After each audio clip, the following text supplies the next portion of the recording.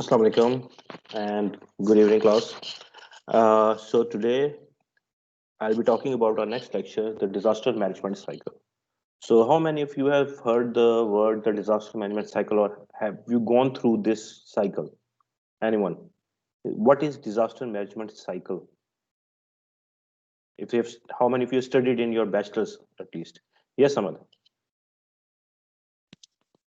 Sir, I think it consists of three main processes. The phases, the pre-disaster phase, the during disaster phase, and the post-disaster phase, in which we will be studying about the initial preparedness, then the recovery, and then rehabilitation, and this all process. Okay, good, good. Khurram?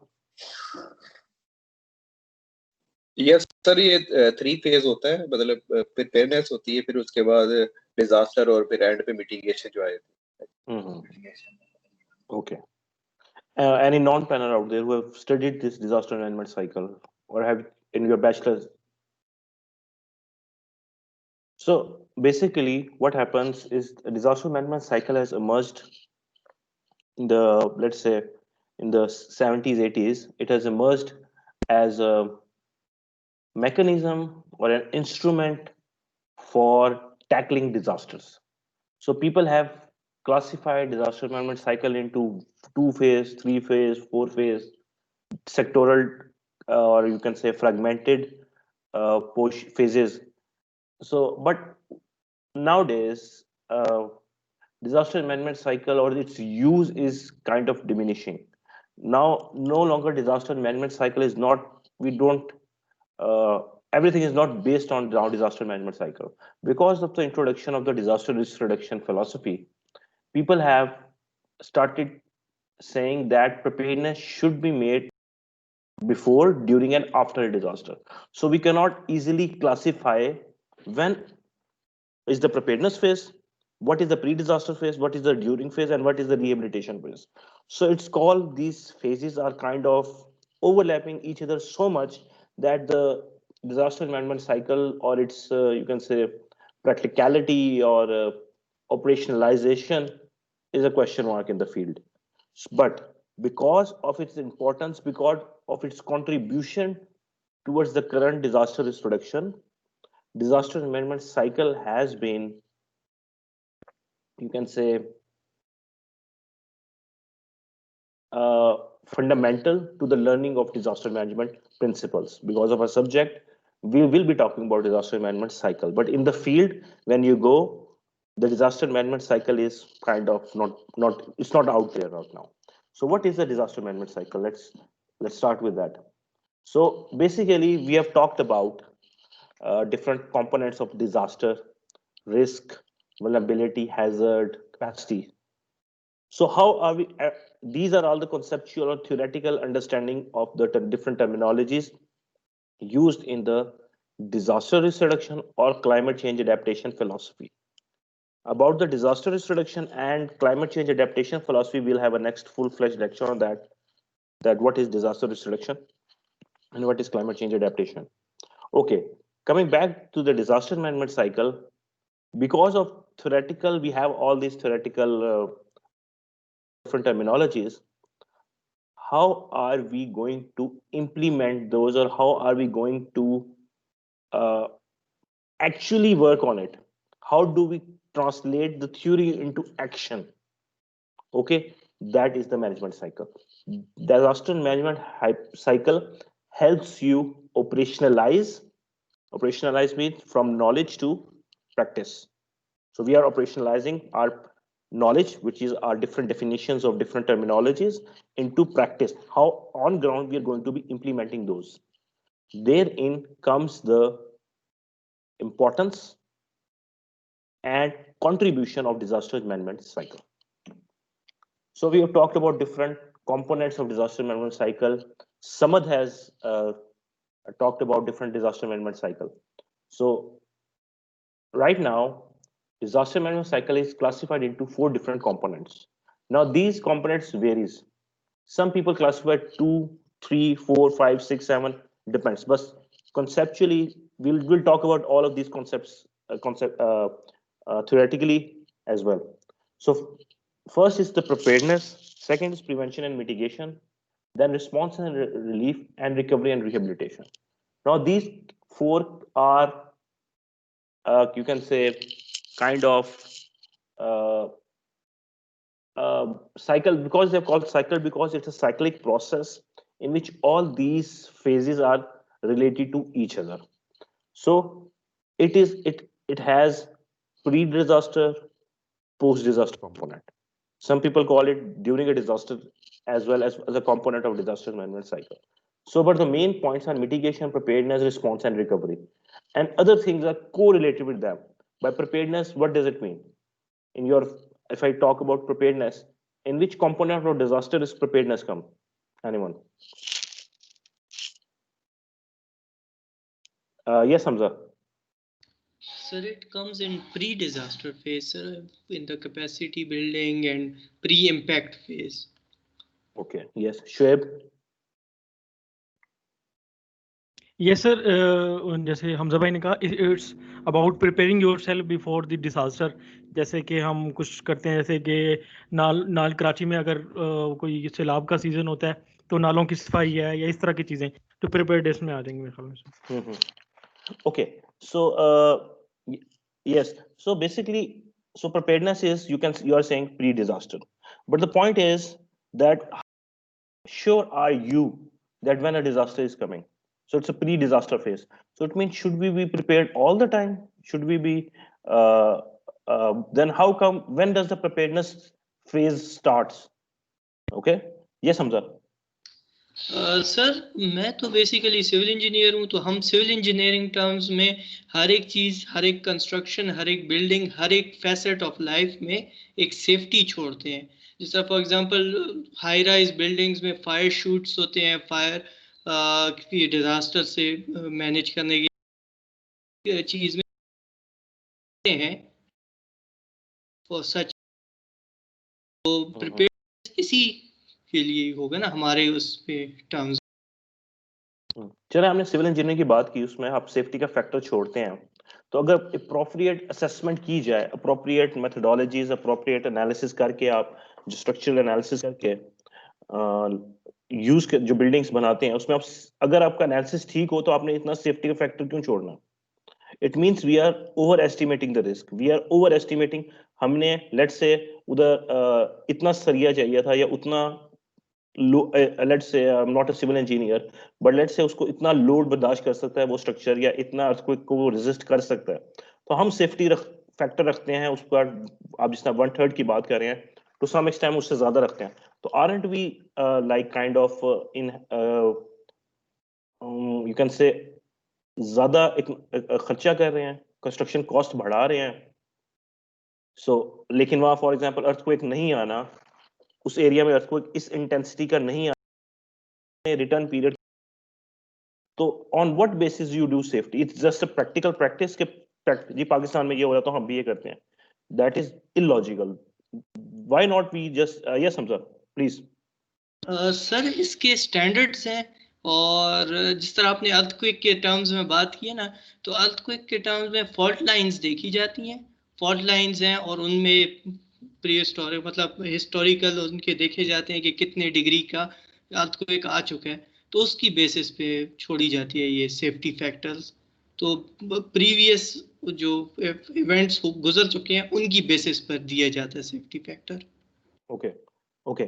सो आप कह रहे हैं जो सेismic activities की बुनियाद पे दिया जाता है. Okay, I agree with that, but my point is that even in we are to design certain buildings, designing, planning, architect भी बनाए.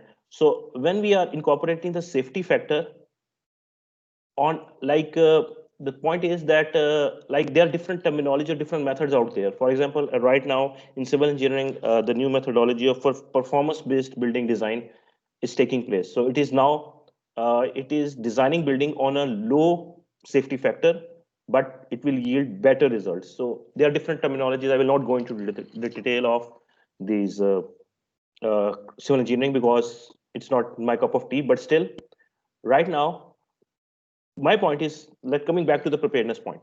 So when does your preparedness starts? When does the mitigation period end, and when does the preparedness period start? Okay, and when does your response start turning into recovery? So different components, what happened that it's the, you cannot clearly mention when certain phase have ended and what certain phase has started. For example, जिन पे disaster एक तो flood आके चले गया, during disaster चले गया, people have been displaced. अब वो displaced people के लिए वो disaster ही है जब तक वो rehabilitate नहीं होते, तो वो during disaster phase ही रहेगा क्या? So उसमें on field या theoretically conceptually these are very thing clear, but in the field it's very difficult to manage. So जब डिजास्टर ड्यूरिंग डिजास्टर आता है या आफ्टर रिस्पॉन्स का फेज शुरू होता है, उसके साथ हम रिहेबिलिटेशन का फेज या रिकवरी का फेज स्टार्ट कर देते हैं. So it goes parallel. इसमें क्लियर कट ये नहीं है कि पहले रिस्पॉन्स करेंगे फिर हम रिकवरी करेंगे. रिकवरी कब एंड होगी? बेसिकली फिलॉसफी डिजास्टर रिस्ट्रक्शन की है, डिजास्टर आ गया, लेट्स से डिजास्टर आया, हमने रिस्पॉन्स साथ शुरू किया, साथ ही लोगों की रिकवरी शुरू किया, और उसी रिकवरी में उनकी प्रिपेयर्डनेस की कैपेसिटीज भी डेवलप करनी शुरू कर दी हैं. So on ground, it's kind of a mixed up issue. So we cannot easily segregate certain areas. So during disaster, after disaster, before disaster, this is on paper, it looks good, but on the field, in the field, on ground, it's very difficult to separate or distinguish between these concepts. Any questions or anything to add? So basically, if you're talking about pre and post disaster as well, so people have also classified this as risk management and risk crisis management. Crisis management is something which we are, emergency has taken place and we are resolving that emergency. That is crisis management. And risk management is before a disaster occurs, let's develop or let's construct our buildings or city in such a way that the impacts of disaster are minimal at that point. So now I will start on each component of disaster. Any question before the cycle? Disaster management cycle आपको समझ आ गया? Any question? Kindly raise your hand. Okay. So preparedness. So first is preparedness. Anyone, मैं अगर आपसे कहूँ कि what does it mean by preparedness?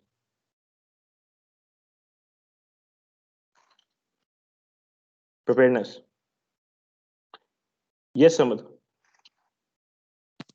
Sir अगर generally disasters की और पर्टिकुलरली अगर मैं फ्लड्स की एग्जांपल ले लूँ सर, तो उसमें प्रिपेयर्डनेस में ये होगा कि हमें पहले से कुछ एरियाज डिफाइंड होंगे कि कहाँ से इवैक्यूएट करना है, हमने इवैक्यूएशन रूट्स का हमें पता होगा.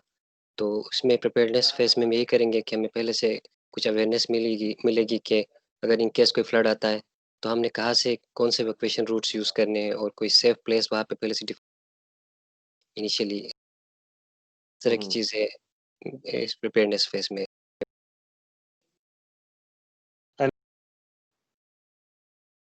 So these preparedness measures, they can vary according to the disaster. Yes, Alia. Sir, preparedness could be like कोई भी structural या non-structural हम measures ले लें for the said event जो कि होने वाला है उसको कम करने के लिए या उसके लिए तैयार रहने के लिए. Okay. So okay, got it. That is basically kind of. I'll go into it. There's also, you are overlapping with the concept of mitigation. I'll go into the detail of mitigation as well. So yes, that is the problem of mitigation and preparedness overlaps. Yes, Ahmed. Sir पर मेरे हिसाब से preparedness ये चीज़ है कि sir future में एक काम हो सकता है, might be might not be but can be. So we have to be ready to face such a future phenomena to maximum extent with the current resources, even to develop the resources for a future phenomena that has to happen. I mean, I think so that is what preparedness is. Okay, right. Yes, Khushbakht.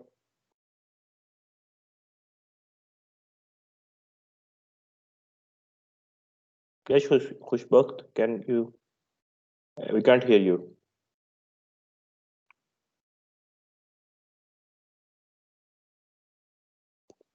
Khushbakht, we can't hear you. Okay. So preparedness, now preparedness is a very relative term. So on which, in which context, which place, what time, and what are the current situation in those areas. So preparedness will vary. Some people will be prepared more, some will be prepared less. So what does it entail? What does it, the different components in preparedness? So it is basically a measure stick which enables governments, organizations, and communities and individuals to respond rapidly and effectively. इतने अपने आप को prepare करें कि disaster आ जाए तो then they know how to respond and tackle those, how to cope with those. That is preparedness. So preparedness, it depends upon governments, organizations, communities, households, and individuals. So different strata of the society, different, you can say, public and private as well. So different levels of hierarchy, even like tehsil, municipal, district level, provincial level, national level. So this kind of level of hierarchy, so all based on these different hierarchy or strata of the society, your preparedness will vary. And you have to define appropriate preparedness strategies depending upon the current situation. Let's talk about, like, we don't know how many people are there in our city, how many people have, there are people with disabilities, how many children are in a city, how many elderly in a city, how many population is having a recurrent illness, right? How, when we don't have this data, then how can we prepare? So depending upon the vulnerability, you can say, of the society, then according to those vulnerabilities, your preparedness is taken place or your capacities are developed. Now capacities हम बात करते हैं, the capacities again is a very generic term. Capacity, what is capacity? क्या मतलब capacity? So capacity can be different types. Number one, like say talk about institutional capacity. Does the institutions have enough resources, manpower, technical knowledge, experience, okay, like qualifications and how many different and how many people have kind of like when I talked about experience, there is a term called institutional memory loss. If you've heard about it, it's about whenever a disaster happens, institutions, then they tackle the disaster, then they forget after 10, 15 years. Like for example, if you're talking about this earthquake, Kashmir earthquake 2005. So how many of institutions have retained the memory? How many people who have faced or who have tackled those disasters are now ready, they are now working towards, or they are working in NDMA? How many of those people have they learned anything from the past mistakes or not? So that is institutional capacities. Now different levels of capacity: financial capacity, technical capacity, HR capacity, like these are some top of my mind. So different types of capacities. Then we come off to a society capacity, societal capacities, like how many of your elderly are aware of routes, how much are they prepared or willing to evacuate, how is did the government circulated any kind of emergency plans in those areas, okay, how many of youth is ready to volunteer in a disaster situation. So all these different parameters are working towards enhancing the capacities of the society, individuals or communities. Okay, then comes the organizations. Now, in Pakistan, let's say what different organizations are working for a city. Let's say we are saying WAPTA, Wasa Irrigation Department, Transportation Department. These are different departments, organizations. Are they prepared to tackle a disaster or not? Which is in Pakistan only government or the like direct affecting are working toward disaster preparedness. What about the different organizations? Have they prepared their own contingency plans? have they own prepared their emergency plans कि अगर आपकी ये road तबाह हो गई, so what will you do? Should we wait for the NDMA to give the finance, or are those organizations self-prepared enough that even if certain facilities are destroyed, they can overcome the problem and they can continue providing their services? So organizations are a vital component of your disaster preparedness. And in Pakistan, most of the time, those are missing. Any question about preparedness?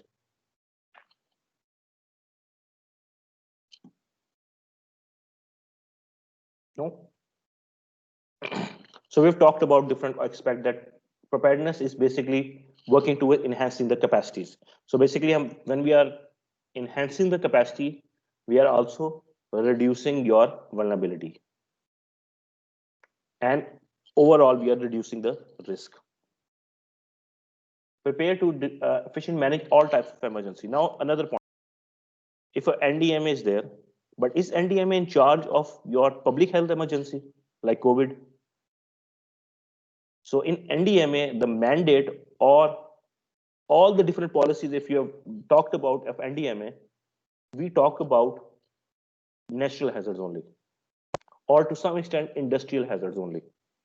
इससे ज्यादा NDMA में बात नहीं करती. So जब biological hazards आ जाते हैं, biological hazard like this recently जो आपकी crop पे attack हुआ था, ये locust attack, right? Is it NDMA responsibility or is it Ministry of Agriculture? Similarly, when this COVID situation comes, does it belong to national disaster NDMA, or should it go to the Ministry of Health or provincial ministries? Who will be in charge of that? So different type of emergencies are there, different type of hazards are there, which requires specific preparedness capacities. Yes, Alia. Sir, who does it go to, like the responsibility for these? Okay. Which one specifically? Sir, ये agriculture वाली जो locust attack था. Okay. ये पाकिस्तान में जब हमने 18th amendment की, 18th amendment के बाद जब हमने प्रोविंशियल को पावर्स दे दी, डिसेंट्रलाइजेशन करके हमने प्रोविंशियल पावर्स को सर्टेन सर्विसेज की full handover कर दिया. So what happens that NDMA then becomes a kind of a policy making institute with limited implementation power, except maybe in Gilgit-Baltistan, because Gilgit-Baltistan is directly under the federal. Now it's becoming a province, so all the powers will be handed over to Gilgit. But under NDMA is now technically or effectively, it's only working as a policy making body. So they can only suggest policy. Now the provincial authorities, they don't have to answer to the federal government. When the provincial governments don't have to answer to the NDMA, the provincial PDMA, Punjab development, let's talk about PDMA Punjab. It can follow the NDMA policy, it's fine, it's good if they follow. But they are not legally bound to follow them. So जब हम ये इतना करते हैं, अब disaster आता है, let's say flood आता है, केपी के अपने ओन पे हैंडल करती है, पंजाब में आता है, पंजाब अपने ओन पे हैंडल करता है, सिंध में जाता है तो अपने ओन पे हैंडल करता है. So NDMA is basically nothing else than a collaborating, coordinating agency in Pakistan. So इसी तरह जब लॉकस्ट अटैक आया, एग्रीकल्चर डिपार्टमेंट ने कहा जी ये तो अपने प्रोविंस संभालेंगे, तो प्रोविंस ने इमरजेंसी जो उनके फंड्स होते हैं या व्हाटएवर, वो तो कहते हैं तो हमें तो एनडीएमए या पीडीएमए से फंड लेना चाहिए. पीडीएमए कहते हैं कि हमारे मैंडेट में नहीं है, ये हमने तो उसके बारे में पढ़ा ही नहीं है कि ये this can should be a part of NDMA. जबकि एनडीएमए के अगर आप एक्ट में पढ़ें तो NDMA is in charge of many, let's say it's in charge of emergency situation in a country.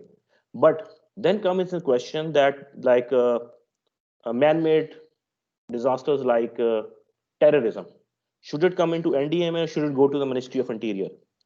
So it's the nature of the emergency is very complex.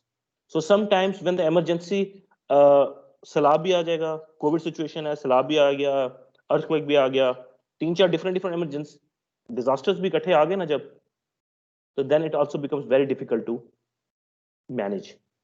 तो किसी की ये sole responsibility नहीं है. Then when we are talking about organizations, governments, communities, society, individuals, so everybody holistically, systematically, all of them should be working together.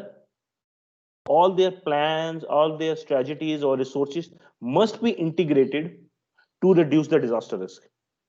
Now, this is, I'm talking about ideal situation. On ground, different experiences, different dynamics, different issues comes into place, which affects the overall the philosophy of disaster risk reduction. Anything to add, anyone? Sir, I hope I answered your point. Yes, sir. Okay. So preparedness हम तब ही कर सकते हैं. We can only do preparedness once we know what kind of risks are there. Let's say आप nurse रहते हैं, आपको क्या रिस्क है? Anyone? क्या रिस्क हो सकता है कोविड के अलावा? कोविड रिस्क के अलावा बताएं. यस रिदा. नेक्स्ट आए तो एक्सीडेंट हो सकता है, road accident. Very good. Yes, that is a risk. So उसके प्रिपेयर करने के लिए क्या करना चाहिए? हमें ऑफिस नहीं आना चाहिए, नस्ट में ही आना चाहिए. उसके लिए हमें यस विदा. सर हमें जस्ट एहतियात करनी चाहिए, लाइक जिस कार में या जिस चीज में भी आ रहे हैं हमें स्पीड वगैरह का वो हर चीज सर. यस, स्पीड करके आए, सीट बेल्ट बांध के आए, ठीक है. टाइम से पहले जाके ओवर स्पीडिंग करें, जल्दी घर से थोड़ा सा निकले ताकि आराम से ऑफिस क्लास में पहुंच जाए, ठीक है. और these are some different risks which different people face. Anyone? Risk? हम risk analysis कर रहे हैं of your disaster management class. What other risk can you face in this class? Anyone? Yes, Sher Alam. Sir connection down हो सकता है, connection interruption. Okay, right. तो उसके लिए आप मुझे बताएं फिर क्या प्रिपेयरनेस हमें करनी चाहिए?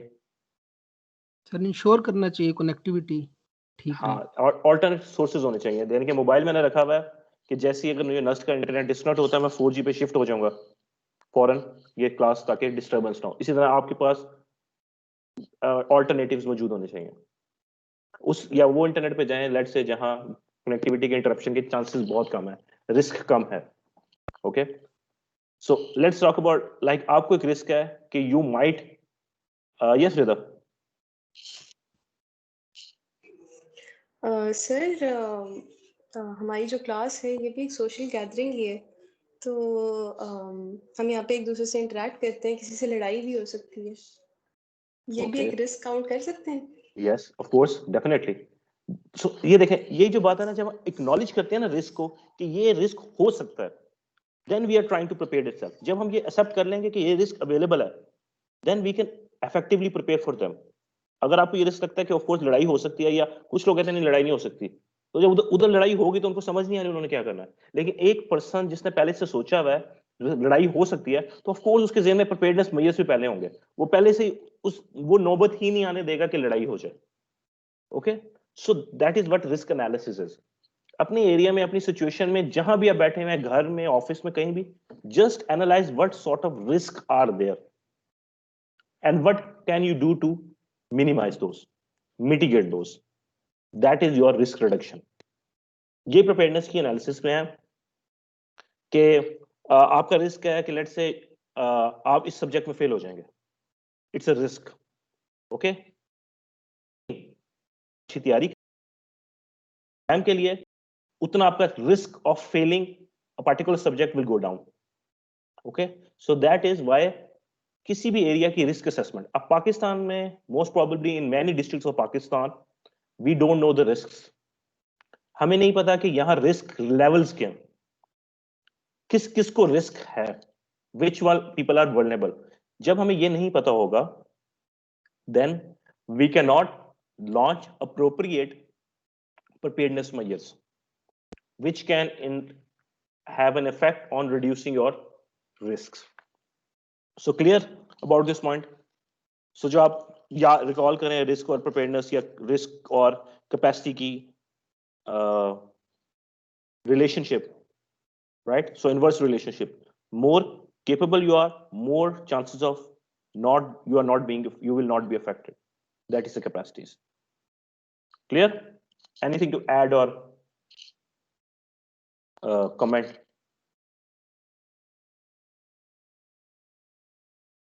Yes, Sharonam. सर मैं कंफ्यूज था कि सर वैल्यूएशन स्टेज भी तो होनी चाहिए ना कि हम क्या ऑप्टिमली एड्रेस कर भी पाएंगे एक डिजास्टर को कि नहीं। रीवैल्यूएट करना भी तो जरूरी है, अपनी प्रेपरेटरी मेजर्स को दोबारा रीडिफाइन करने की भी जरूरत होती है कि हम ऑप्टिमली जो उनसे डिजास्टर को एड्रेस कर पाए। वो मिसिंग था आई थिंक। ओके, सो आप जो बात कर रहे हैं ये प्रोजेक्ट मैनेजमेंट साइकिल के पॉइंट ऑफ व्यू से कि वंस आपकी जो आप प्रिपेयरनेस कर लेते हैं, how do we test it? The first point is कि पहले तो आप दुआ करें हमें टेस्ट करने ना पड़े, लेकिन let's say then a disaster will come, if a disaster will come and हमने प्रिपेयरनेस की हुई है, but of course there always be some loopholes, some gaps in our preparedness measures.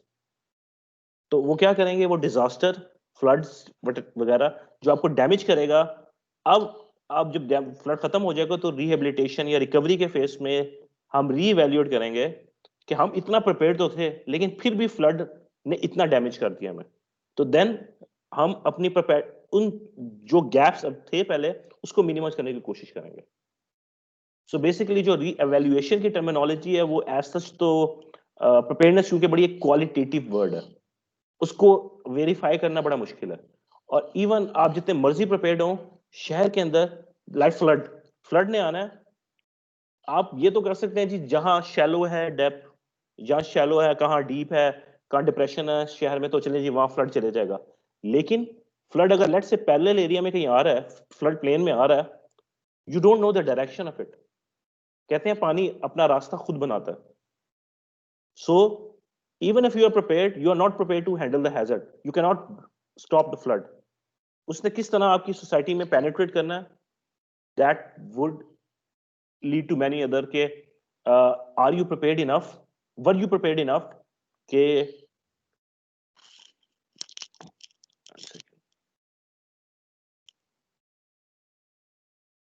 okay, so अब क्या होता है कि there is a let's say a proverb, every plans fail when it goes to the war. जंग में जो भी plan करके जाएंगे हमेशा फेल होगा, डिजास्टर में भी यही है। आप 100% फ्लड से अवॉइड नहीं कर सकते, डिजास्टर को अवॉइड नहीं कर सकते। We can only minimise the क्या कहते हैं, we can minimise the damages, we can minimise the life losses. हम 100% लेट्स से मैंने सब लोगों को हमें पता है फ्लड आ रहा है, इवैक्यूएट करना है, 100% इवैक्यूएशन हो ही नहीं सकती पूरे शहर की, लेट अलोन हम ये छोटी सेटल की बात करें विलेजेस की। आप शहर को इवैक्यूएट करना चाहें तो बताएं किस तरह करेंगे? पूरे शहर को इवैक्यूएट करना हो तो किस तरह करेंगे? न्यूक्लियर अटैक्स की लोगों ने प्रिपेयर की, अमेरिका में प्रिपेयरनेस की थी जब रशिया और उसमें गोल्ड वॉर थी। आप हमें बताएं कि हमारे शहरों में क्या है nuclear war preparedness against a threat of nuclear attack? Yes Ahmad sir 0% preparedness sir. Okay sir हमारे लोग तो ये सोचते हैं कि न्यूक्लियर वॉर हो ही नहीं सकती sir. Okay then that is उनके, वो एक टर्मिनोलॉजी हम बात करते हैं रिस्क परसेप्शन की, फिर वो उस पर भी डिटेल लेक्चर होगा कि हाउ डिफरेंट पीपल। मैंने आप सबको एक इंफॉर्मेशन दी है कि भाई तैयारी कर लो, फेल हो जाओगे। अब मेरी इस बात को कितने लोगों ने सीरियस लिया है, कितने लोगों ने सीरियस नहीं लिया, that is risk perception, and that risk perception is directly proportional to your preparedness measures. जितना आप परसीव रिस्क हाई करेंगे, ये एक साइकोलॉजिकल टर्म है या सोशल साइंटिस्ट यूज करते हैं, लाइक कोविड से अगर आप कहेंगे कि आप एक्सेप्ट करेंगे yes Covid is an issue, I should, it can affect me, it can affect my family, it can affect my parents, then you will undertake preparedness measures. So another terminology, risk perception is directly proportional to your preparedness measures. इस तरह flood में सबको complaints, सबको message जाता है, ये ऐसी बात नहीं है। गवर्नमेंट अर्ली वार्निंग सिस्टम सबको बताता है कि जी फ्लड आ रहा है, इवैक्यूएट करें। कुछ लोग करेंगे, कुछ लोग नहीं करेंगे। क्या फिलॉसफी है उसके पीछे? Some people are thinking that no, flood will not affect me, some people will say it will affect me. तो जो परसीव कर रहे हैं कि it will affect me, I am, और it is a danger to me, it's a hazardous to me, वो evacuate कर जाएगा या वो प्रिपेयर्डनेस करेगा। इसका डायरेक्टली रिलेशन है विलिंगनेस टू प्रिपेयर्डनेस के साथ। So Ahmad, are you clear about this then? So perception is a very critical component of risk reduction. कि गवर्नमेंट ने तो अपने रिस्क रिडक्शन, गवर्नमेंट ने तो अर्ली वार्निंग्स दे दी हैं, गवर्नमेंट ने तो अपने मैसेजेस रेडियो पे चला रहे हैं कोविड के कि जी फासला रखें, देखें, इस तरह ना करें, उस तरह ना करें। पब्लिक क्या कर रही है? फिर यहाँ एक रोल आ जाता है सोशियो इकोनॉमिक फैक्टर्स के। आप में से जितने लोग पढ़े लिखे होंगे, मोस्ट प्रोबेबली जितना आप पढ़े लिखे होंगे, it has a direct relation with risk perception. जितना आप एजुकेटेड हैं, उतना आप रिस्क परसीव करेंगे। There is a high correlation और डिपेंडेंसी ऑन ईच अदर। इसी तरह पास्ट एक्सपीरियंस, आप में से अगर किसी ने एक्सपीरियंस किया इस तरह का कोई हैजर्डस इवेंट, फ्लड वगैरह, देन आपकी रिस्क परसेप्शन बेहतर होगी उन लोगों में जिन्होंने कभी फ्लड देखा ही नहीं। okay, आप चले आपकी क्लास से पूछता हूँ, किस किस ने फ्लड देखा है? ये ना कि सड़क पे पानी खड़ा है, इसको फ्लड नहीं कहते। फ्लड जो आपकी लाइफ को फॉर सम टाइम खराब करे। ये समझ, शेयर एक्सपीरियंस। यस सर, मेरा पर्सनल एक्सपीरियंस रहा है जब 2010 में जो फ्लड्स आए थे, तो उसमें हमारा जो एरिया था वो काफ़ी अफेक्ट हुआ था उससे, तो वो काफ़ी टाइम तक, तो पर्सनल मेरा एक्सपीरियंस है सर उसके साथ। आज तो समद को मैं कोई बात करूंगा अगर डिजास्टर की प्रिपेयर्डनेस के लिए या फ्लड के लिए, तो maybe Samad will take it seriously, या समद उसको समझने की कोशिश करेगा, बिकॉज उसके past experience have motivated him to undertake preparedness measures. Yes Arham.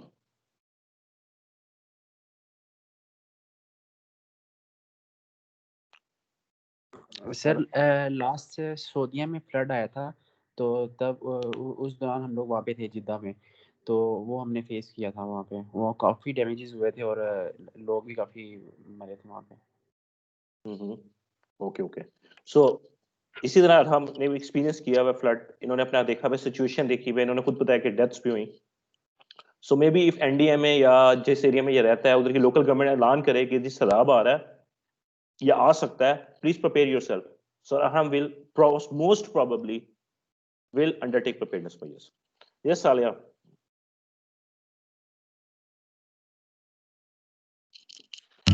Sir, in 2003, I guess, Sindh में flood आया था, and I was in Karachi उस time पे, and मतलब I just from what I remember is कि I saw taxis जो थी वो float कर रही थी।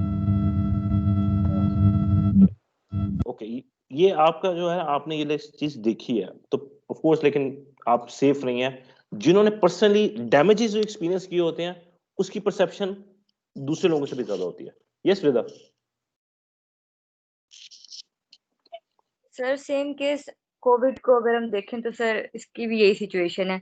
मतलब जहाँ पर सर डेथ्स हुई हैं, जिन फैमिलीज में डेथ्स हुई हैं, तो वो लोग, उन लोगों ने सीरियस लेना स्टार्ट कर दिया और मेजर्स, मास्क वगैरह और सैनिटाइजर्स को प्रॉपर यूज किया। और सर जहाँ पर नहीं हुई तो सर वहाँ पे स्टिल अभी तक यही रूमर्स होती हैं कि Covid is nothing, it's just a rumour. Yes definitely. So experience matters a lot. Yes Rida Tariq. Sir last year की बात है, I was working in Sharjah at that time. तो शारजा में जब बारिश होती है तो उनकी रोड्स ऐसी हैं कि वो फ्लड आ जाता है वहाँ पे। तो मैं ऑफिस जा रही थी अपनी गाड़ी में, तो मेरी गाड़ी लिटरली डूब गई और उसके बाद पुलिस को आना पड़ा, फिर वो सब बड़ा ही मसला बना, फिर उसके बाद निकली गाड़ी वगैरह। लेकिन उसके बाद ये हुआ कि जब भी बारिश होती है तो फिर हम लोग शारजा की तरफ रुख ही नहीं करते, तो ये एक थोड़ा प्रिकॉशनरी मेजर ले लेते हैं। Yes definitely. यस अहमद।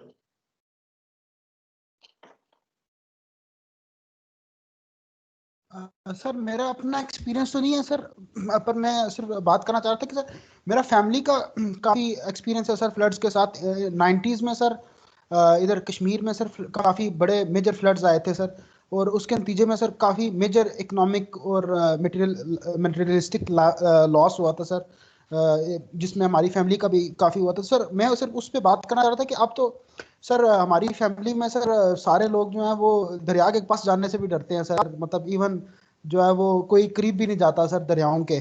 तो मैं सिर्फ इसलिए उस पर बात कर रहा था कि वो किस तरह वो उनका एक परसेप्शन माइंड में बना हुआ है कि दरियाओं का, कि सर कि जिसने फेस किया हो सर उसको कितना वो डर लगता है सर। ओके, अब ना अब हमेशा जिसना सोशल साइंसेस में प्लानिंग में अक्सर ये होता है कि अगर आप ज्यादा भी रिस्क परसेप्शन बहुत ज्यादा हाई हो जाए ना तो it can create a panic. Panic is also bad. अगर सारे लोग कह देंगे जी मुझे खतरा है, मुझे खतरा है, मुझे खतरा है, जिसना फॉर एग्जांपल यूएस में ये कोविड की सिचुएशन आई तो लोगों ने इतने मटेरियल्स वो मास्क वगैरह खरीद लिए कि डॉक्टर्स के पास मास्क नहीं थे, तो वो पैनिक क्रिएट हो गया। सो जो आपकी पीपीई जो पर्सनल आपकी प्रोटेक्टिव इक्विपमेंट है पीपीई वो आपको नहीं मिल रही थी डॉक्टर्स को। Okay, so risk perception high होना अच्छी बात है, लेकिन इतने हाई ना हो कि लोगों में वो पैनिक क्रिएट कर दें। सो उसके लिए क्या है, लोगों को इंफॉर्मेशन दें और लोग उसको मतलब के तरीके से, ये education wise point of view से बात है। जो एजुकेटेड लोग जितने ज्यादा होंगे वो उस इंफॉर्मेशन को लेट्स से क्रिटिकली इवैल्यूएट करके फिर उस पर एक्शन लेंगे। सो समटाइम्स मीडिया जो होती है जिस तरह की डिफरेंट आपके sources of information, miss information like Facebook and WhatsApp, ये आपकी जो परसेप्शंस हैं खराब करते हैं। आपको आपके बड़ों ने अक्सर देखा होगा, चले इतना बात करता हूँ, कोविड की सिचुएशन में आप सबको मिस इन्फॉर्मेशन सोर्सेज आपके या आपके पेरेंट्स को या आपके रिलेटिव्स को आए होंगे, जो आपको उन्होंने शायद शेयर भी किए हों, या आपके कुछ दोस्तों ने इवन फेसबुक पे शेयर किए होंगे। सो क्या कोई ऐसी मिस इन्फॉर्मेशन शेयर करें जिन्होंने आप जो लोगों के परसेप्शन खराब कर रहे थे रिगार्डिंग कोविड सिचुएशन? एनीवन?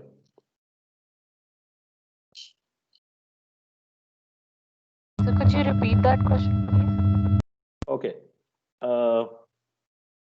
जब कोविड के ये मार्च अप्रैल में जब रिस्क परसेप्शन सब बहुत ज्यादा हाई थे, हर कोई कोविड को पता नहीं समझ रहा था क्या चीज है, लॉकडाउन हो गया तो लोग डर गए कोविड से। लेकिन उसमें आपको मिस इन्फॉर्मेशन की इंफॉर्मेशन आना शुरू हो गई, जिसको हम कहते हैं इन्फोडेमिक भी कहते हैं हम, कि जी ये जी फला ऑर्गेनाइजेशन की साजिश है।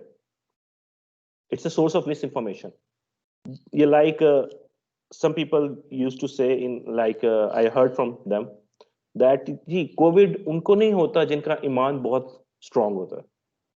ओके, सो यार ये जब मिस इन्फॉर्मेशन आती है, सो व्हाट हैपेंड कि लोग फिर रिस्क लेके लेट्स से बाहर जाएंगे।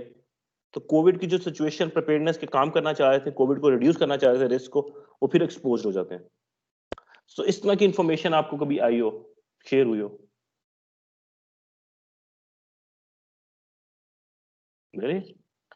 यस हमजा? यस सर, एक मुझे किसी ने बात की थी कि 5 वक्त जो बंदा वुजू करता है ना उसको कोविड नहीं होता, क्योंकि उसका मतलब क्लेanलीनेस इतनी रहती है कि कोविड से वो बचा रहता है। Okay okay, fine fine, understandable. Yes सालिया?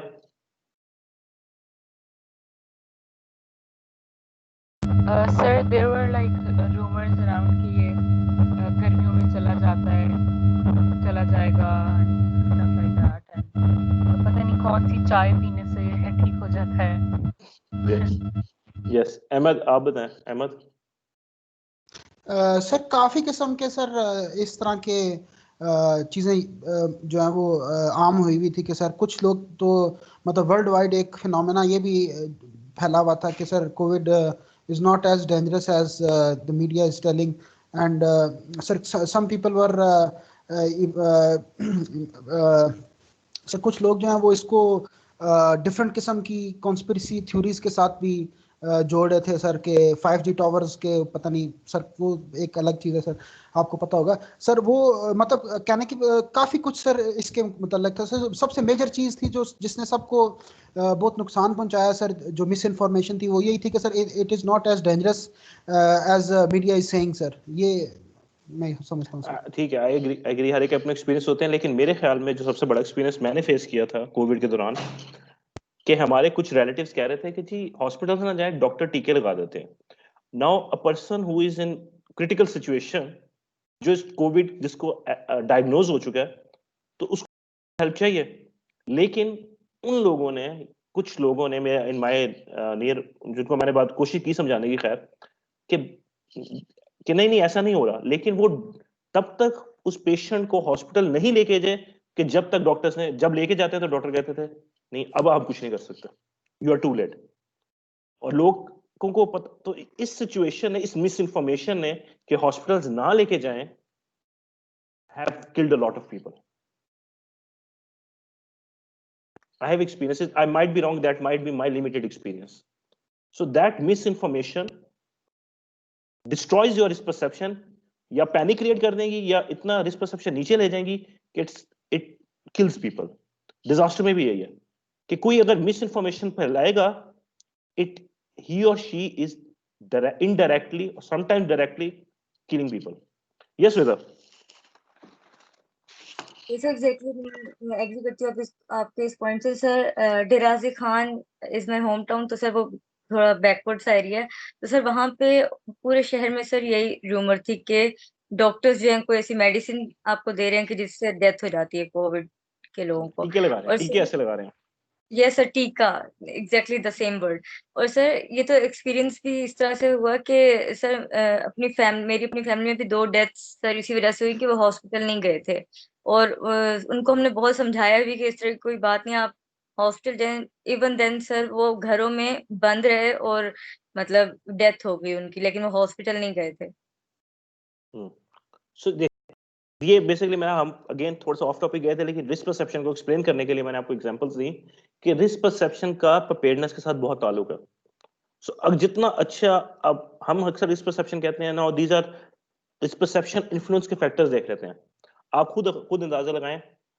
एक तो एजुकेशन है, education is a very good point, कि अगर जिस बंदे को एजुकेशन है, पढ़ना आता है, वो खुद ब खुद ही गूगल कर लेगा, इंफॉर्मेशन सीख करेगा, नहीं तो फोन में ला लेगा, किसी को, किसी से डिस्कस करेगा, पढ़ लेगा, या गवर्नमेंट कोई पैम्फलेट देके जाती है, रेडियो कुछ चीज गवर्नमेंट अनाउंस करती है, तो वो उसको समझ लेगा, अंडरस्टैंड करेगा, पढ़ेगा, जज़ब करेगा, एंड उसके माइंड में ये चीज चली जाएगी, तो then they can start like taking appropriate measures. Education. और क्या हो सकती है? एज का बताया मुझे, एज का परसेप्शन से क्या तो अलग होगा? Anyone?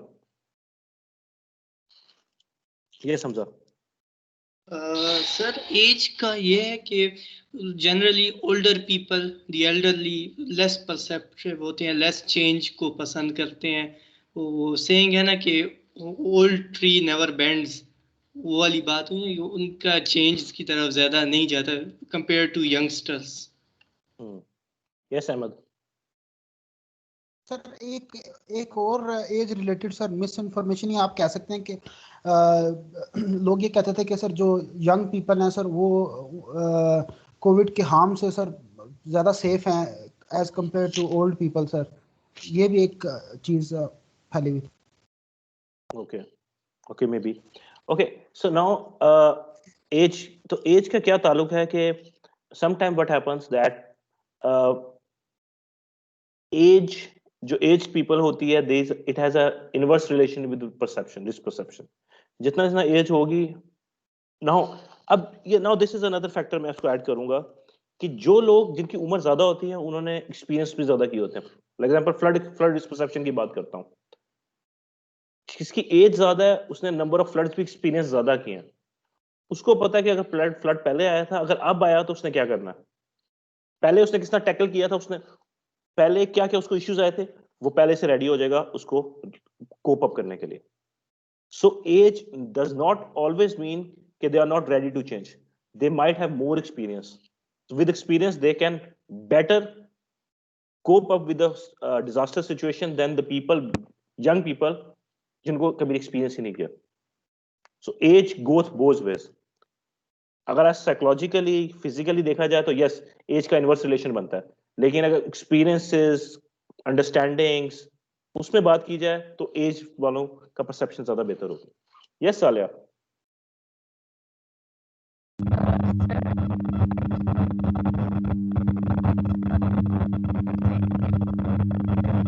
सारे बहुत डिस्टॉर्शन आपकी आवाज में. Now can you hear me? No, I can't hear you.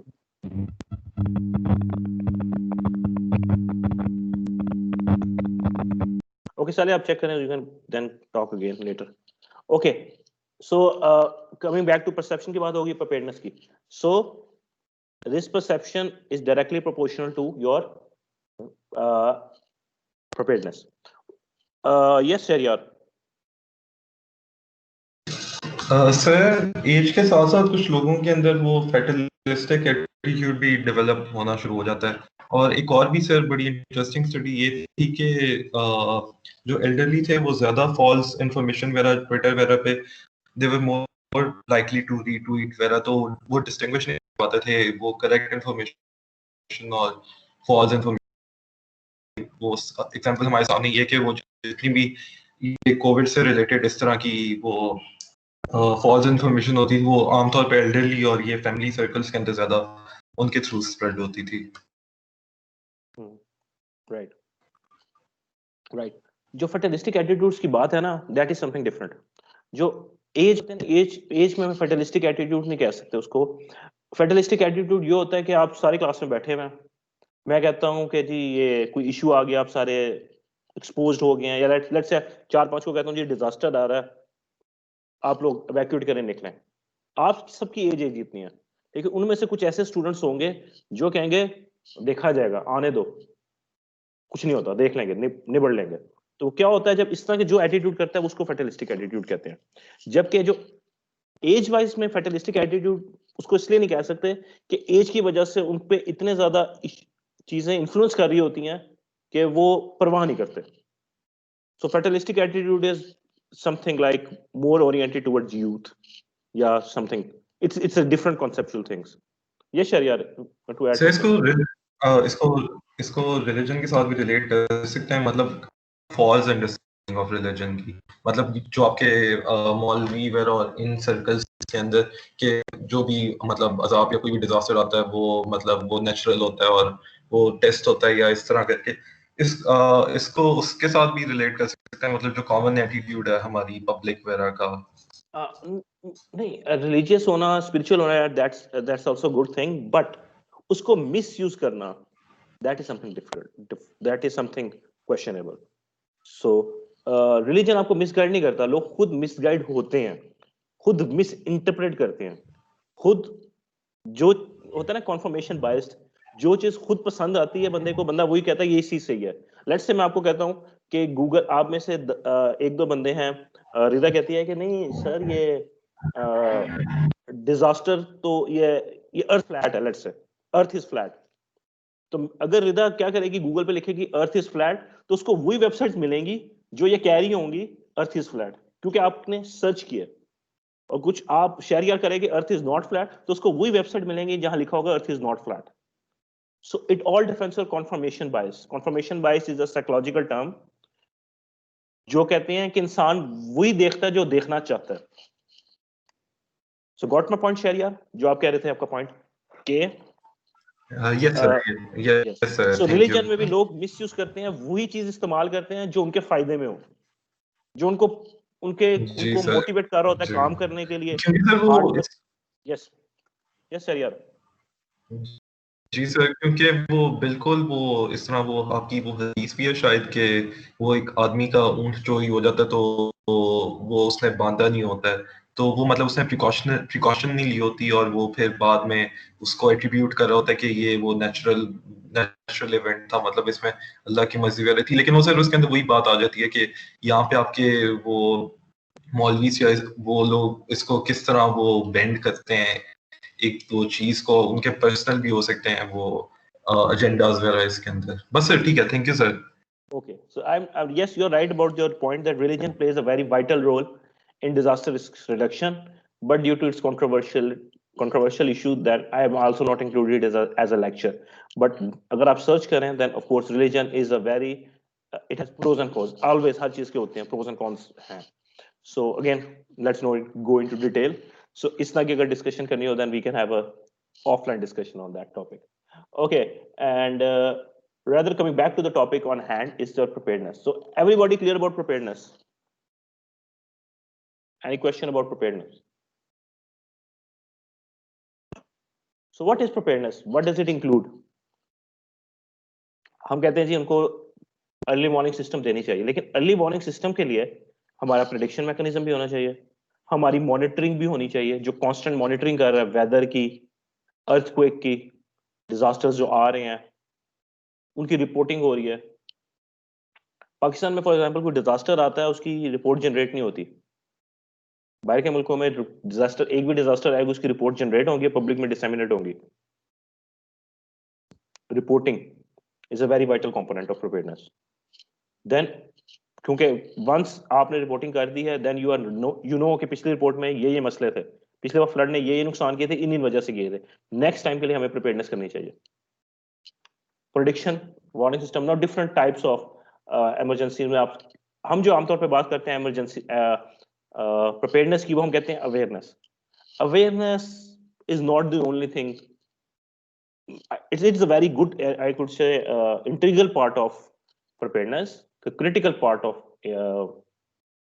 disaster risk reduction and preparedness, but aware more aspects are joined to awareness.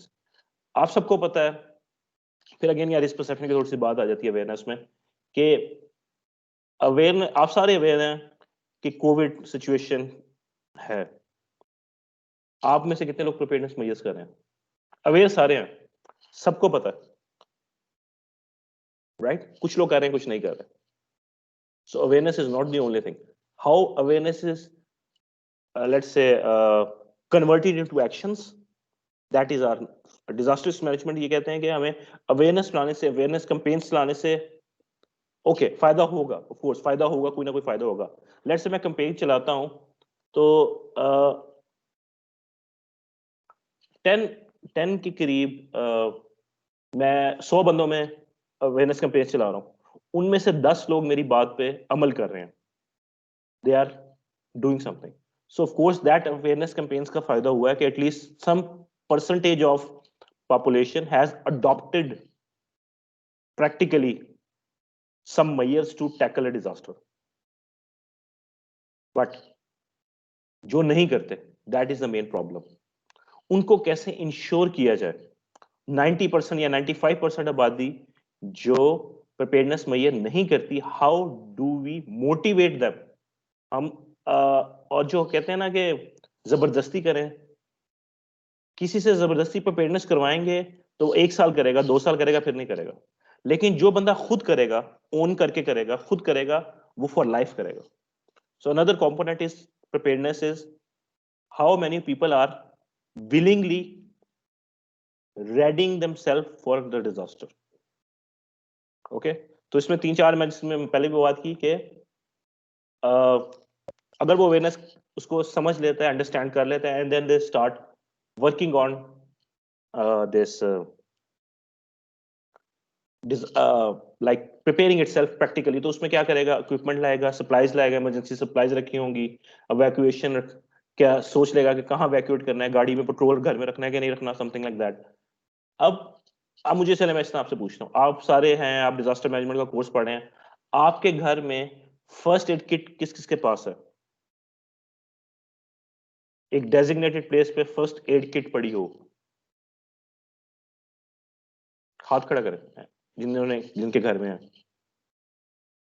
1 2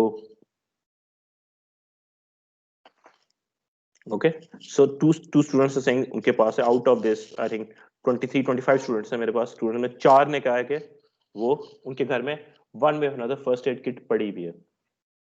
okay, so let's say मैंने आज जो आपको लेक्चर दिया या आप डिजास्टर मैनेजमेंट का कोर्स पढ़ लेते हैं, आप में से कितने लोग फर्स्ट एड किट रखेंगे after this 6 months, after finish of this course?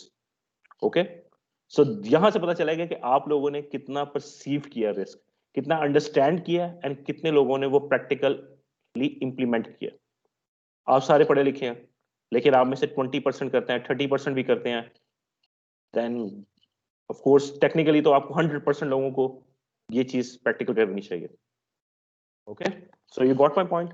So preparedness, turning your knowledge, theory, discussion into practice That is the main aim of preparedness. Alerts. Okay.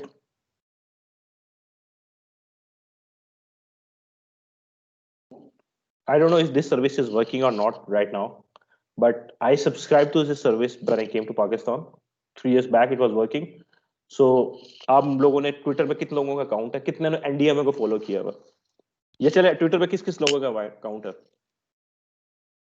Twitter के अकाउंट बनाया हुआ आप लोगों ने?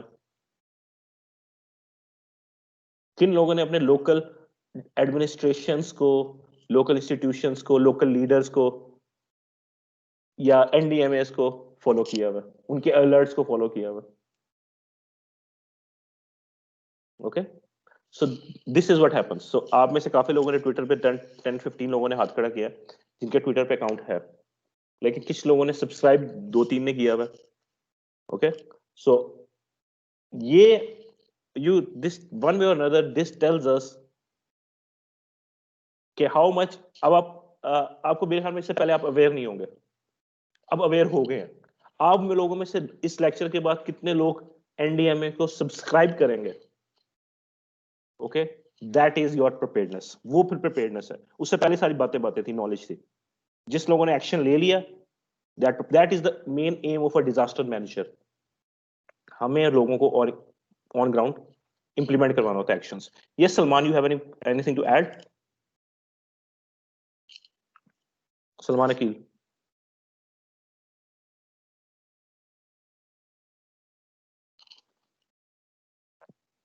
So preparing different warnings. Okay, हमने बात की थी ये इस तरह की फिगर कहाँ देखी थी हमने, हैजर्ड और डिजास्टर में फर्क के लिए. देखें, अगर हमारी प्रिपेयर्डनेस हो, हमारे पास वार्निंग सिस्टम हो, तो हम वो जो हैजर्ड ने डिजास्टर बन जाना था, अब वो नहीं बनेगा. क्लियर? हमने लास्ट एग्जांपल में बताया था हैजर्ड ये है, पत्थर गिर रहा है, लोग नीचे हैं, तो डिजास्टर हो सकता है.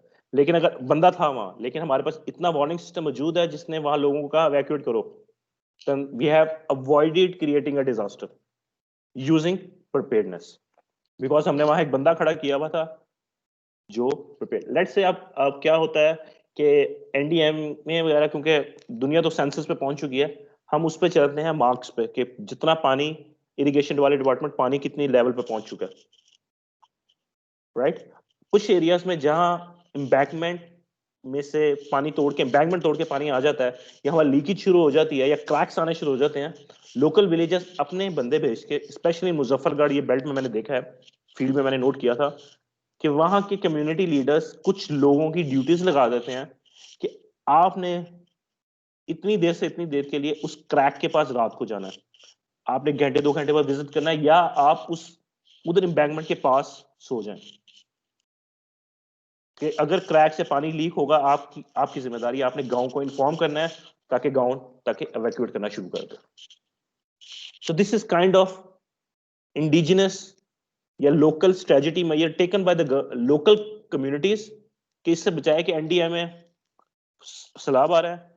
पहले PDMA, PMD, Pakistan metrological department letter लिखे, ईमेल करे, कॉल करे एनडीएमए को, एनडीएमए आगे भेजेगी पीडीएमए को, पीडीएमए आगे भेजेगी डिस्ट्रिक्ट काउंसिल को, डिस्ट्रिक्ट काउंसिल वहां से भेजेगी लोकल कम्युनिटी को, लोकल इंस्टीट्यूशन को, लोकल इंस्टीट्यूशन जाके पुलिस में या मस्जिद में जाके ऐलान करवाएगा. सो आप ये देखें इतना. अब मुझे बताएं, इसमें अगर बीच में कहीं भी एम्बैंकमेंट टूट गई, से पानी ओवरफ्लो के आ गया, तो उसमें जो टाइम ऑफ कम्युनिकेशन है फ्रॉम हायर अथॉरिटी, कई दफा क्या होता है कि लोकल अथॉरिटी आपके डिस्ट्रिक्ट को करती है, डिस्ट्रिक्ट एनडीएमए को पहुंचाती है, एनडीएमए आगे बाकियों एरिया में फैलाता है. एक इंस्टीट्यूशन में फ्लड आ गया, उन्होंने बैक रिपोर्ट किया है हायर चैनल्स को, हायर चैनल ने फिर दूसरे अदर वे अराउंड किसी दूसरे डिस्ट्रिक्ट को इन्फॉर्म करने के लिए दोबारा चैनल लिया. सो आई मीन जो time taken to disseminate warnings, इसकी अपना मैकेनिज्म है, इसकी अपनी एक एफिशिएंसी है. If you want to go into detail, then effectiveness of early warning system पे भी आप रिसर्च कर सकते हैं, जिसमें आप पता कर सकते हैं कि how effective a warning is, या कितनी वार्निंग की कितना टाइम लोगों को देना चाहिए कि लोग एवैक्यूएट कर लें? आपके घर में लेट्स से किसी कभी सोचे कि एवैक्यूएट करना पड़ा, कहीं जाना पड़ा, तो आपके पास इमरजेंसी बैक प्रिपेयर्ड है? Specially people living in disaster prone areas. या आप लोगों ने या कभी सोचा ही नहीं, you are not aware of it, और अगर आपने सोचा है तो how good were your risk perceptions? So all these things are interconnected. So हम कहते हैं कि अगर ये कर लेंगे तो ये हो जाएगा जी, उनको मैसेज दे दिया मैंने, काफी है। नो, मैसेज कन्वे करना is now early warning system का भी हम बात करते हैं, तो उसमें मैसेज कन्वे करना is not an issue. Early warning system Pakistan में क्यों फेल होता है? गवर्नमेंट इंफॉर्मेशन पहुंचा देती है कम्युनिटीज को, लेकिन उस वार्निंग पे अमल करना, उसको प्रैक्टिकली इंप्लीमेंट करना इज डिफिकल्ट। वो चीज is more important than just giving information. So early warning, मैं इस पे भी बात करेंगे, उसको हम कहते हैं कम्युनिकेशन, रिस्क कम्युनिकेशन, उस पर भी लेक्चर होगा हमारा। उसमें बात we will talk about how can we communicate effectively to the exposed or affected communities and individuals. Clear? Anything to add? Right, prediction modeling. अब relatively Pakistan का model of prediction is now getting better. 10 years ago, 15 years ago, channel वाले कहते थे इधर बारिश होगी, बारिश होती नहीं थी। Now गवर्नमेंट के पास इतने सिस्टम्स मौजूद हैं कि अगर आप देखते हैं टेम्परेचर्स या बारिश, तो there is a very good chance कि बारिश उस दिन होती है जब गवर्नमेंट प्रिडिक्ट करे, अगर आपने नोट किया हो। Anyone, anything to add about this? Any experience with this?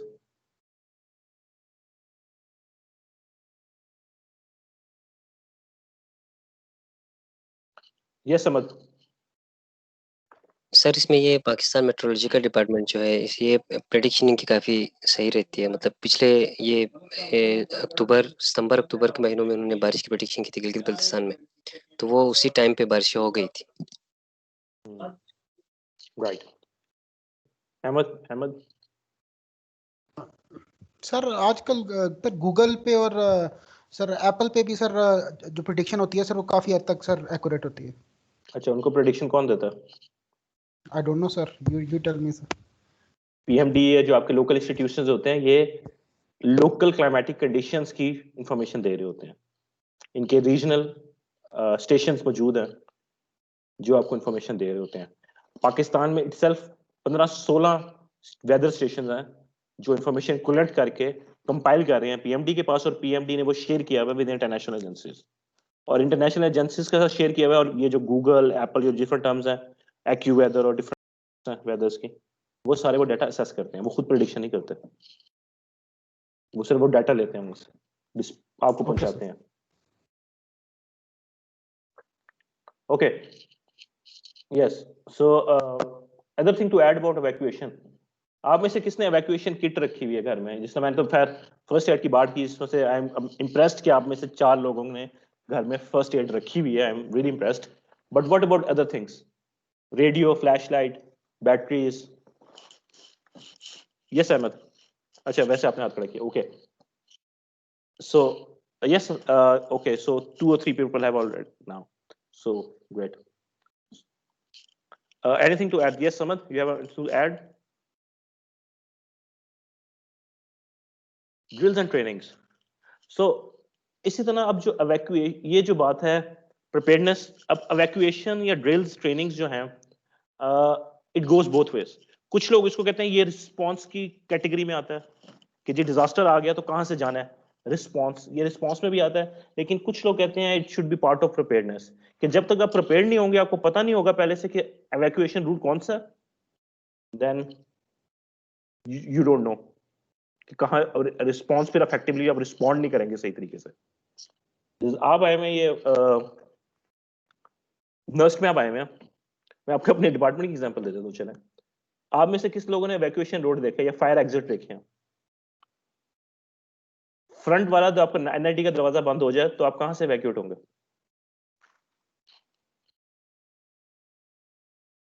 Anyone?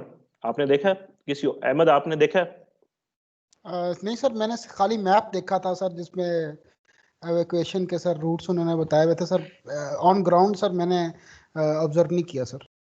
Okay, सो देखें ना, यहाँ से आपको पता चल जाती है आपकी परसेप्शंस कैसे हैं, आपकी अवेयरनेस कैसी है, आपको अपनी सराउंडिंग के बारे में नॉलेज कैसी है। तो आप अगर नेक्स्ट टाइम क्लास में आइएगा तो आप देखिएगा कि आपके फायर एग्जिट्स कहाँ हैं इसमें डिपार्टमेंट में। इवन आपको इतना अवेयर होना चाहिए कि आप किसी भी बिल्डिंग में जाते हैं तो आप इतने अवेयर हों कि आपको पता हो कि फायर साइंस कहाँ है और किधर एवैक्यूएशन स्टेयर्स हैं। क्योंकि अगर आप परसीव कर जाएंगे ये रिस्क है या पोटेंशियल रिस्क है in case of a disaster, then you are prepared enough to save yourself. Yes Ahmad.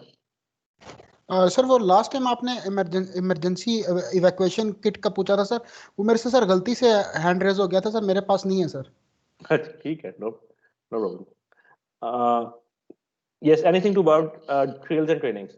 आप में से I don't know how many of students of you are in bachelors of NUST, but NUST used to 1 year ago, last I think 1 year ago, they had a drill trainings. They did drills. I have participated 2 or 3 times in NUST drills.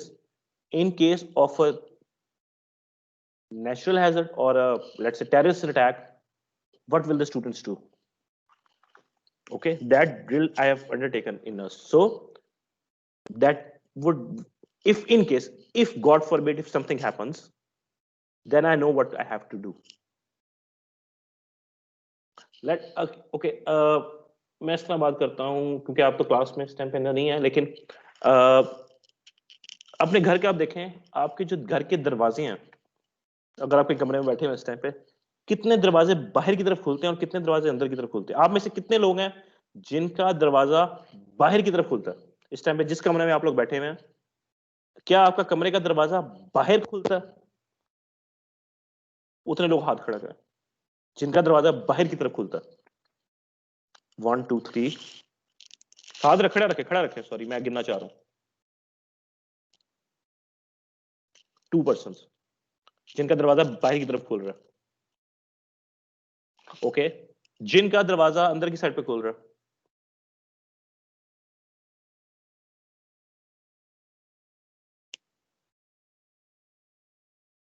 Right okay, so basically मैं ये देखना भी चाह रहा हूँ कौन कौन online मेरी बातें सुन रहे हैं इस टाइम पे।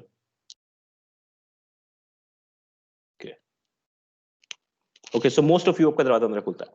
अब मैं आपको बात करता हूँ NUST की।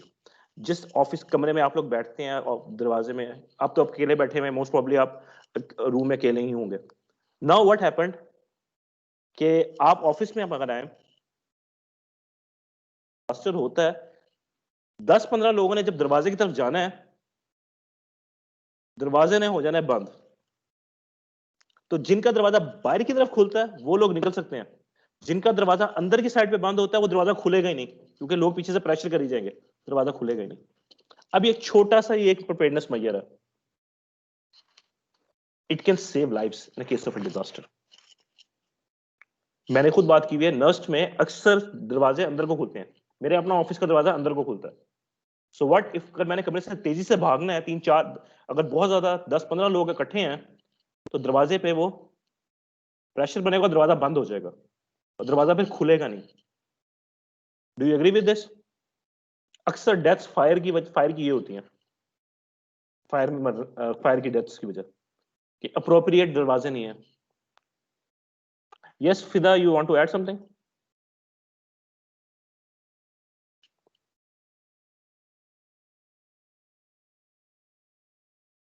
Okay, anything to add to this about this दरवाजों वाला issue? Yes, Saad.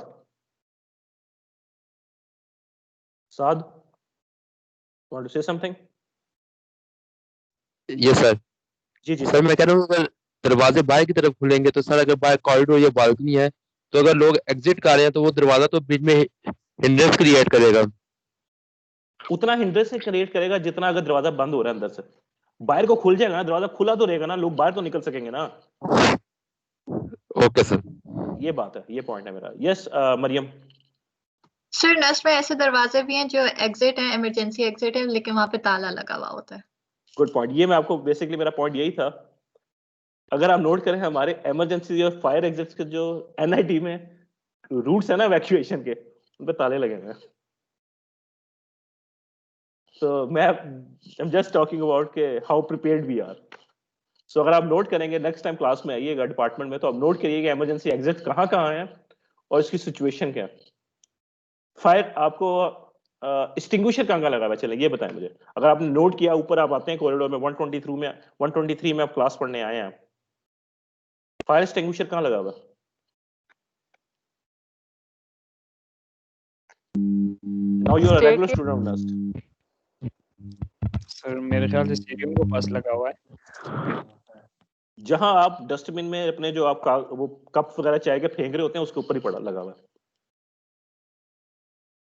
Yes Shahriyar, yes Shahryar.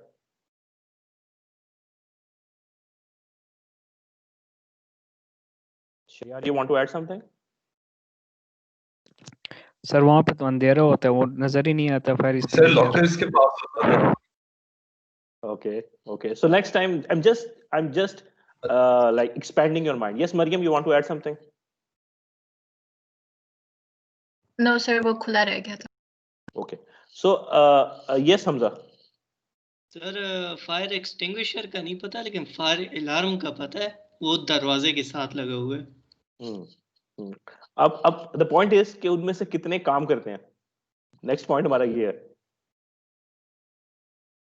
So I mean these are some very small things, some small examples which tells us that how prepared we are. हम अपने आप को सही, अभी अगर आप बैठे हुए हैं तो आप कह रहे होंगे कि नहीं जी मुझे कुछ नहीं होता, नर्स में अगर कुछ मसला होगा तो मैं सेव हूँ, ये हूँ। लेकिन नाउ यू स्टार्टेड सेकंड गेसिंग योरसेल्फ दैट व्हाट इफ, और जब आपके ज़हन में व्हाट इफ आ जाता है then you will be more ready और you will be more open to adopt precautionary measures. This is a job of a disaster manager. This is a job of me as a disaster management expert, that I motivate people enough to ask them to undertake certain disaster precautionary measures. So that is drills. Awareness and education. अब लोग कहते हैं जी awareness का कोई फायदा नहीं है, campaign चलाते रहते हैं आप लोग, कोई फायदा नहीं। But statistically it has been proven economically कि अगर हम $1, अब ये स्टैटिस्टिक्स इवन चेंज भी हो चुका है, I think it is now increased even. So if we spend $1 in disaster preparedness we can save lives. वो अलग है जिसको हम क्वांटिफाई नहीं कर सकते, लाइफ लॉस को हम इकोनॉमिक टर्म्स में क्वांटिफाई नहीं कर सकते। कर सकते हैं किसी की लाइफ को, एनीवन, किसी की लाइफ को हम क्वांटिफाई नहीं कर सकते पैसों में। So okay, $1 spend in disaster preparedness will save $4 in aid and reconstruction. तो 1 और 7 की बात करते हैं कि हम अगर $1 लगा देंगे अभी डिजास्टर से बचने के लिए, सिर्फ थ्रू क्या है, सिर्फ अवेयरनेस कैंपेन्स चलाने से या सिर्फ लोगों को परसेप्शन बेहतर करने से, लोगों को प्रिकॉशनरी मेजर्स को पे मोटिवेट करने पे $1 अगर लगाएंगे हम, then we can save $7 in reconstruction cost.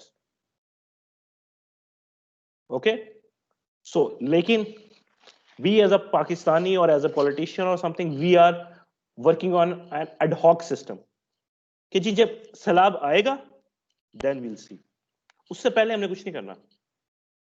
Okay, disaster आएगा देखा जाएगा, कर लेंगे, उस टाइम पे देखेंगे। लेकिन क्या होता है प्रिपेयर्डनेस, जो आपने बड़ा पुराना एक प्रोवर्ब है, prevention is better than cure, के बजाय कि आप सोल्यूशन ढूंढें पहले किसी प्रॉब्लम का, वो प्रॉब्लम होने ही ना दें। Prevention is better than cure, so preparedness is better than recovery या reconstruction. So that is a philosophy of disaster risk reduction as well. Any question regarding preparedness? Anything to add? Anything to comment? Yes, Ahmed. Sir मैं सिर्फ एक proverb add करना चाह रहा था जो आपने बताया कि सर उसमें सर एक हमारी आर्मी का ही प्रोवर्ब है सर, स्पेशली सर हमारी आर्मी के एसएसजी का, कि the more you sweat in peace the less you bleed in war sir. It can also be I mean, it has similarity to the other one, sir. Okay, okay. Maybe, okay. Yes, you can say that. Okay, we can say that. Yes, anyone else? Preparedness. Any question regarding preparedness? So preparedness as a component of only one component of disaster cycle. Yes, Samad. Sir मेरा एक question था preparedness के हवाले से। जी sir, जरूर। Sir अभी कुछ areas है जो ऑलरेडी डिक्लेयर्ड है कि ये डिजास्टर प्रोन एरियाज है, उनकी हज़ार्ड मैपिंग हुई हुई होती है ऑलरेडी, लेकिन सर उन लोगों के पास फिर ऑप्शंस भी तो नहीं होते हैं। उनको पता है कि हमने इवैक्यूएट यहाँ से करना है, लेकिन इवैक्यूएट करने के बाद उनके पास कोई ऑप्शन नहीं है कि वो कहाँ जाए। अगर इन केस कोई फ्लड कोई डिजास्टर आता है तो उनका जो रेजिडेंशियल उनकी जो एरियाज है वो अगर तबाह हो जाते हैं तो उनके पास अल्टरनेटिव कोई ऑप्शन नहीं है कि वो प्रिपेयर्डनेस तो उनके पास होती है लेकिन वो इवैक्यूएट भी कर जाते हैं। उसके बाद जो है सर उनके पास कोई ऑप्शन नहीं होता कि वो जो आगे जो रिहेबिलिटेशन वाला प्रोसेस, तो इसमें सर फिर वो किस तरह से मतलब फ्यूचर में कर सकते हैं? प्रिपेयर्ड तो है लेकिन उनके पास फिर आगे कोई ऑप्शन नहीं होता। ओके, गुड क्वेश्चन समझ। पाकिस्तान के सिनेरियो में ना, क्योंकि पाकिस्तान एक डेवलपिंग कंट्री है, मैं जो कई दफा बातें कर रहा होता हूँ, मैं कई दफा आइडियलाइज कर जाता हूँ जो कि ऑन ग्राउंड मुश्किल होती है। I agree with that and that is true. आप जितना मर्जी प्रिपेयर्ड हो जाएं, डिजास्टर कम कर सकते हैं, जीरो नहीं कर सकते। फ्लड अगर आ गया है तो आपका डैमेज जीरो नहीं हो सकता, डैमेज कम हो सकता है, लाइफ लॉसेस कम हो सकती हैं। हमारा वैसे एम तो जीरो लाइफ लॉस ही होना है, लेकिन depending upon the severity of the flood या डिजास्टर, तो हम वो लाइफ मैक्सिमाइज करते हैं, मैक्सिमम बचाने की कोशिश करते हैं। अच्छा, जहां आप तक का सवाल है कि प्रिपेयर्डनेस से यही मुराद है कि people should be preparedness enough that they are ready to do what they have to do. Like preparedness के लोग क्या करते हैं, ये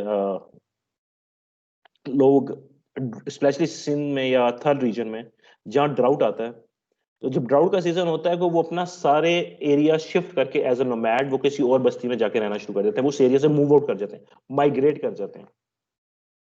ओके, अब जिन लोगों ने वो प्रिपेयर्डनेस किया हुआ है, उन्होंने किया हुआ है वक्ती तौर पे शॉर्ट टर्म प्रिपेयर्डनेस कि जी फ्लड आएगा तो मैं इतना प्रिपेयर हूँ मैं बाहर निकल जाऊं।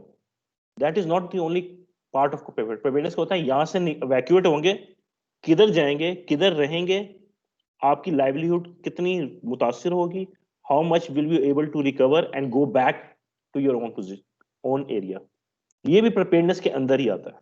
Now the other problem is कि we as a developing countries we have more pressing issues like poverty, energy crisis, domestic terrorism.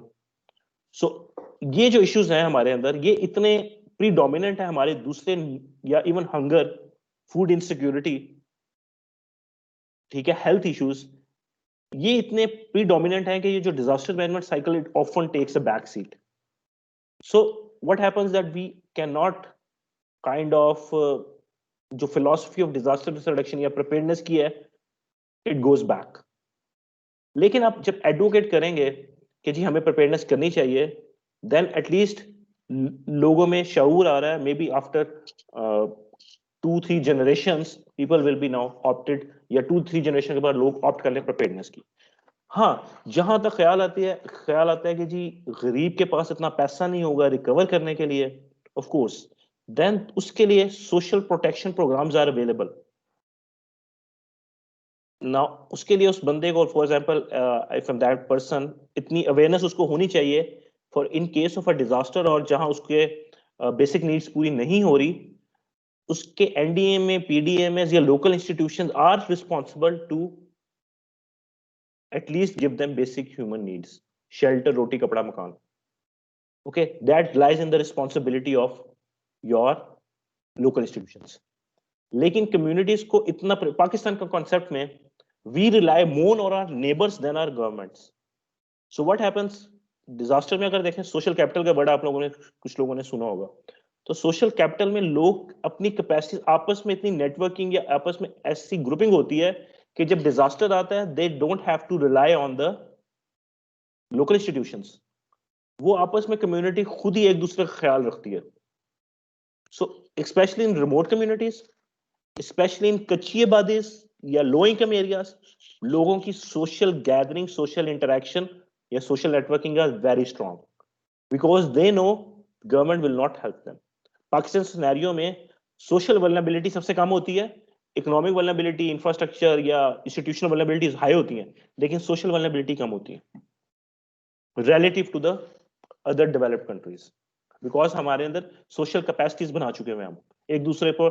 Pakistan में फिलांथ्रोपी, पाकिस्तान में जो हम ज़कात है, पाकिस्तान में जो खुदा जब भी कोई डिजास्टर आता है, एड आपकी इतनी एनजीओज हैं, इतनी आपकी लेट्स से ऑर्गेनाइजेशन, रिलीजियस या चैरिटी ऑर्गेनाइजेशंस हैं जो आपकी हेल्प आउट कर रही हैं इस डिजास्टर सिचुएशन में। इवन कोविड में आप देखें, पीपल आर नाउ जिनकी इनकम खत्म हो गई, सोर्सेज उन्होंने ट्रेस आउट करके उन फैमिलीज को रेगुलरली खाना पहुंचाया।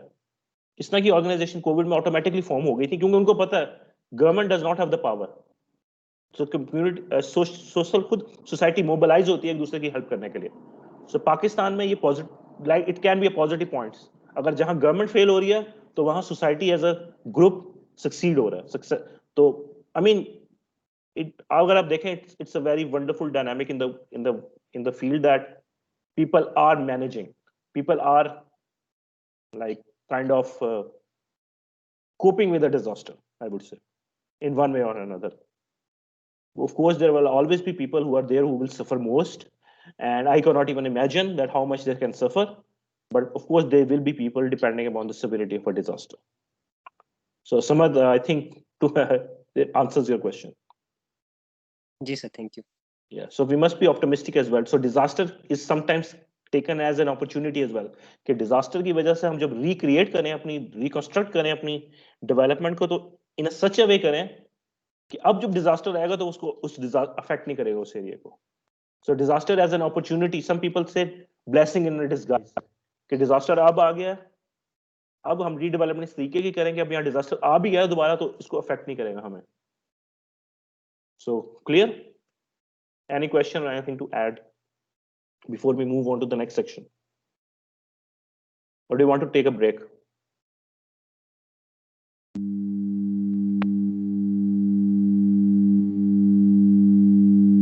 Yes, Salia, you want to say something? Yes.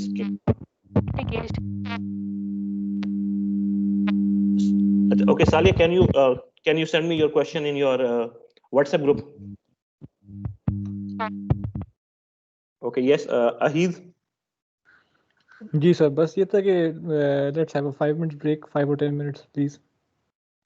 Okay, sure. Thank you, sir. Thank you. Okay, and yes, Hamza, you have anything to add?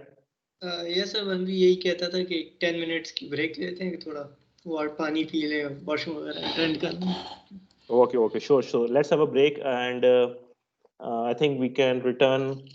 Let me stop the recording first.